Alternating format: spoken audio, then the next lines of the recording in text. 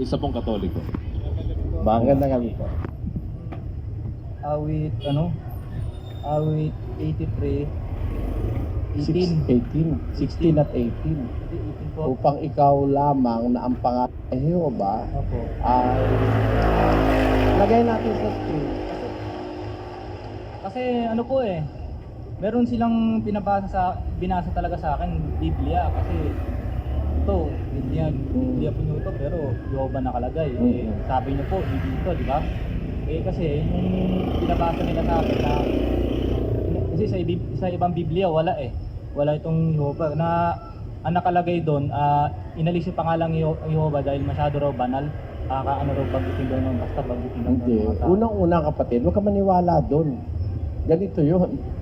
Walang Jehova sa Bibliang Ebreo. Bakit? Una sa lahat, sa Hebrew alphabet, walang letter J.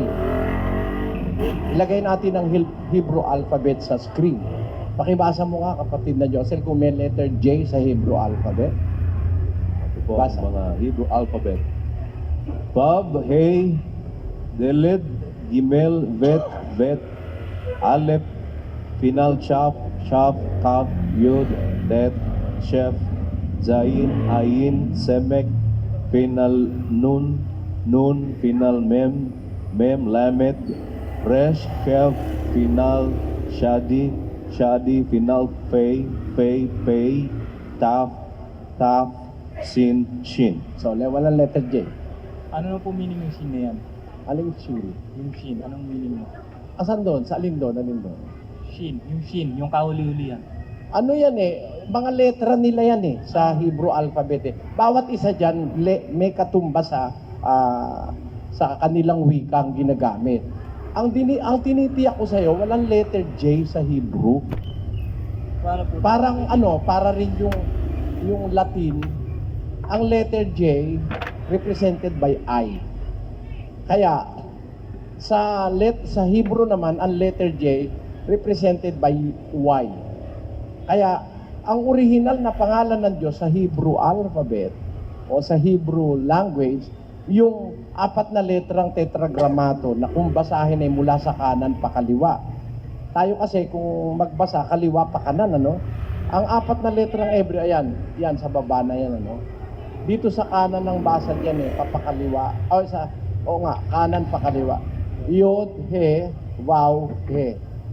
YHWH. Yan ang 4 na letrang Hebreo na sumisimboliko sa pangalan ng Diyos. meron pang isa yan yung sabi Yahweh, parang Yahweh. Hindi, ganito nga. Pakinggan mo lang, Pakilagay mo sa screen.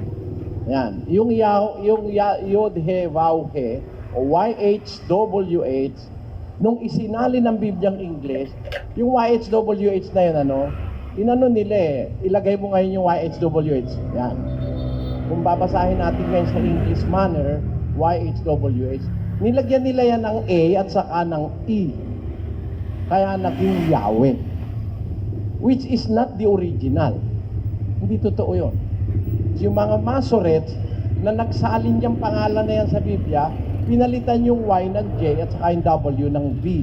It is because of language barrier. Yung pagpupronounce, hindi ma-pronounce na matuwid doon sa Hebrew, pinalitan nila ng J at saka B. Kaya nilagyan nila ng E, O, at saka A. Kaya lumitaw yung Jehovah. So, yung pangalang Jehovah na yan po spurious yan. Hindi totoo yan. Pakinggan mo mismo ang saksi ni Jehovah sa kanilang libro, yung tinatawag na nangangatwiran sa kasulatan. Sa page 191, pakilagay sa screen. Yan. Ito po ang kanilang pahayag.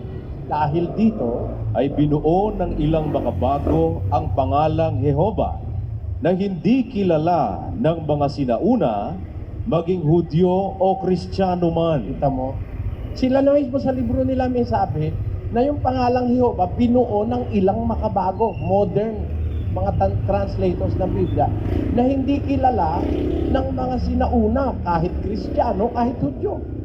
Kaya yung pangalang Jehova, huwag isaksak yan sa Pilipino. Alam mo ba kung kailan lumitaw yung Jehovah na yan? Sila rin ang may sabi. Sa kanilang libro naman, yung Biblia nila, yung forward, yung pangunang salita dun sa libro nilang Biblia na, yung interlinear Greek scripture. Ayan o. Released on February 9, 1950 By the New World- Watchtower Bible and Tract Society of New York. 1950 pa ito. Ano ang sabi niya? While inclining to view the pronunciation Yahweh as the more correct way, we have retained the form Jehovah because of people's familiarity with it since the 14th century. Kailan nag-umpisa yung salitang Jehovah? Ika-14 na siglo. Wala pang 600 taon yan. O di ba? 2,000 na ngayon di ba? Kapatid, wala pang 600 taon yan. Patay na si Kristo at mga apostol noong 14th century bago lumitaw yan Jehovah Pagkatapos nga, isasaksak mo sa akin, Jehovah. Meron naman tayong ebidensya Mali yan, kapatid. Huwag ka nang maniwala na ang pangalan ng Diyos Jehovah. Ngayon, kung gusto mo talagang tumawag sa Diyos, namumroblema ka, ano ba pangalang gagamitin mo? Kung ikaw ay anak, ang itatawag mo sa Kanya, Ama. Kaya sabi ni Kristo sa 6:9 ni Mateo, manalangin nga kayo ng ganito. Ama namin na nasa langit ka. Hindi naman sinabing Jehovah namin, Ama namin. Tama na yun. Ama namin. Our Father. Nuestro Padre. Yun ang panalangin. Ama ang tawag. Siyempre, sabi nila, pinipilosofya nila. Hindi ba kayong ama, hindi naman pangalan yan? Diba, tatay mo ika. Yung tatay mo may pangalan. Pedro. O Pedro, tama. Kung anak ka ni Pedro, tatay mo, tatawagin mo tatay mo. Tatawagin mo ba yung tatay mo, Pedro? Pag anak ang tumatawag, tatawag mo sa tatay mo, tatay, hindi Pedro. Di ba ganon? O ngayon sila, ang tawag nila, Jehovah, inimbento nilang pangalan kasi hindi sila anak ng Diyos Kasi kung anak ka, itatawag mo ama. Naintindihan mo na? Maraming salamat po. Sige, salamat.